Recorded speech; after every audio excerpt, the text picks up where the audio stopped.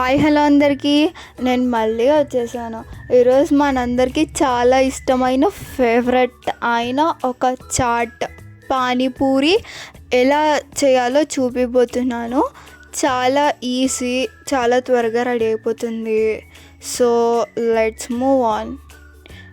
ముందుగా పొటాటోస్ ఇలా నీట్గా పొట్టు తీసి 3 విజిల్స్ వరకు ఉడకబెట్టుకోవాలి. పొటాటోతో పాటు బఠానీ వేసుకోవాలి. నేను బఠానీ బదులు శనగలు వేసాను. తర్వాత పచ్చిమిర్చి పైన తొడిమి తీసేసి పచ్చిమిర్చి, తర్వాత కొత్తిమీర, తర్వాత పుదీనా అన్నీ వాష్ చేసి వేసుకోవాలి.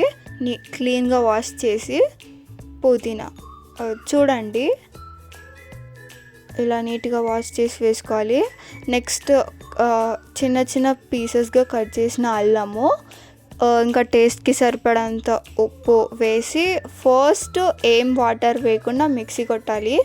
తర్వాత చింతపండు, ఇలా నానబెట్టిన చింతపండు మొత్తం నానబెట్టిన వాటర్తో మొత్తం మిక్సీ కొట్టాలి. తర్వాత మనం వాటర్ కలుపుకోవాలి మన టేస్ట్కి తగినట్లు. ఇప్పుడు ఉడకబెట్టిన ఆలు ఇంకా శనగలు, దాంట్లోకి కారం, ఉప్పు, చాట్ మసాలా. నేను ఇంట్లో ఒక మసాలా తయారు చేసుకున్నాను. అది జీలకర్ర, ధనియాలు ఇంకా కొన్ని వేయించి చేసుకున్నాను. అది డిస్క్రిప్షన్లో మెన్షన్ చేశాను.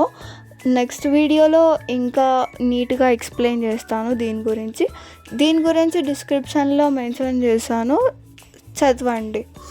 ఇంకా ఇప్పుడు పానీపూరి ఆయిల్లో ఫ్రై చేసుకొని ఇంకా అంతే, దీనికి హోల్స్ పెట్టుకొని దీంట్లో కట్లెట్ వేసుకొని పానీ వేసుకొని తినేయడమే.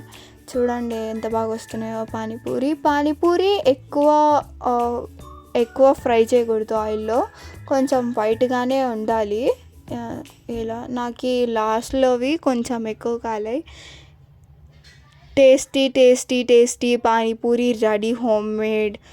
And thank you for watching this. Don't forget to subscribe. Okay, bye, see you soon.